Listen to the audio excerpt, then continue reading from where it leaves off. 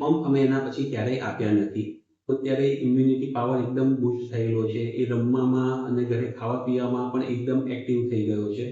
તમે first time અહીંયા આવ્યા ત્યારે મંત્રને શું તકલીફ થતી હતી? ઇનિશિયલી અમારે મંત્રને શરદી થઈ જાય, ભેજવાળું વાતાવરણ હોય કે શિયાળો હોય વધારે, ત્યારે શરદીનો પ્રોબ્લેમ રહેતો હતો અને શ્વાસ લેવામાં તકલીફ પડતી હતી.